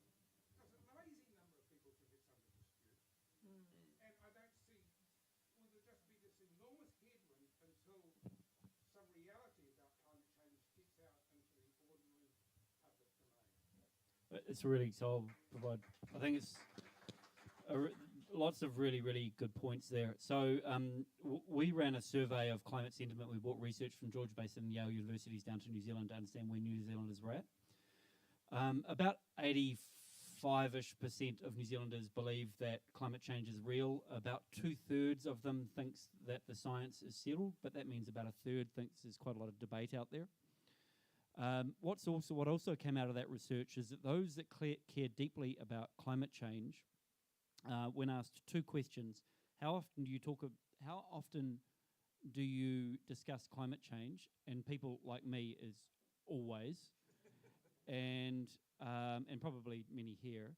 And secondly is with your friends and family. And the second question was, how often do your friends and family agree with you? And it was always. And so what that tells us is that we're in a bubble. And I think we're basically in this horrible echo chamber, which feels wonderful having your back rubbed, but it's absolutely hopeless in changing sentiment. So what we need to do is we need to figure out how we can extend the conversation to people, slightly uncomfortable conversations, respectful conversations where we listen to people, and in doing so also help them better understand the causes, consequences, and actions that we can take. We need to step out of our bubble. And if you're to do anything out of tonight, sign that thing, send something to the minister, and find one person this week you can have an uncomfortable conversation with, because we've got to make the numbers bigger. Can I tell you about my uncomfortable conversation? Please. Okay, so believe it or not, I spend quite a lot of time with farmers, and they all know that I'm a bloody greenie. And I remember one was about what's bloody Roundup, glyphosate. What's the name? Glyphosate. And one was about I'm a gas guzzler. I bloody like it. And I said, but let me ask you this, Alan. If you could have a vehicle that had the functionality of your gas guzzler and cost the same, maybe a little bit more, but you never ever had to stop at a petrol station ever again, would you use it? And he goes, oh, fuck yeah. I was like, the other one was glyphosate, whatever the hell, there, Roundup. She's very personal. I didn't want it on my farm because it's all organic, blah, blah. And very offended that I should not want it because it was obviously a judgment of her. And I just said, well, look, Lynette, really, I mean, let me ask you this. If you could have a product with a functionality of glyphosate that cost the same, maybe a little bit more, but had zero downside, was not carcinogenic, etc., would you use it? Oh, hell yes. So they're not thinking, they're too tired and too busy. They haven't got the bandwidth to think about asking for something different. It's just what we've done. We don't have time to bloody think about, to imagine or ask for a different product. But they bloody well will if it looks like a better option. So Can I make a comment just in terms of a summing up comment and responding to the gentleman here? There was some research done as part of the climate plan around attitudes, and I think it was the man from Ōrākei, the boomer from Ōrākei, who was the biggest skeptic in terms of not believing the science. But really overall, I mean, everybody is, the bulk of people get it and they understand it. But it can feel so overwhelming because it's got to be an absolutely systemic changes. And it can feel overwhelming that all of our little individual actions, I mean, how are we going to make a difference? So we've got to force the systemic changes to everything. I mean, to decarbonise transport by 2030 is absolutely a huge ask, but it's got to happen. In terms of those small individual actions, and when I look around this room, I just see incredible people, lots of the old timers from Cycle Action Auckland, when we used to sit around in a cold, drafty community hall back in the day to this fantastic gathering. And I do want to thank everybody who's put on tonight. It's just awesome that you can bring all these people out on a Monday night. So thank you, Bike Auckland and the Bike Generation Zero and Greater Auckland and everybody who's hosted tonight. But also just wanted to make a little plug for those individual actions. And I know as us as politicians, Richard and I, what we really, really value is the support that you give us, not just in voting us into our roles or submitting on council submissions, but also when we see the letters to the paper, when we see the people who are willing to go on online forums and respond to the deniers or the people who are just making the most noise, the people who are taking the action, all of you bike burbs out there. I can see the gentleman from Orake are here who are wanting to make a difference. That's you, Tim Oliver, down the back, from Eastern Bays. I can see all the different, like the bike burbs, bike Te Atatu, bike Massey, bike Onehunga, they're all here, bike Grey Lynn, City Centre. Everybody here in this room, I know, is taking all lots of individual action. So I just would like to end by thanking you for that, because it really does make a difference to be that strong voice asking for change and saying that you want to do things differently in your own neighbourhood. So ngā mihi nui, kia ora, thank you. So let's sign that open letter and let's be the noisemakers.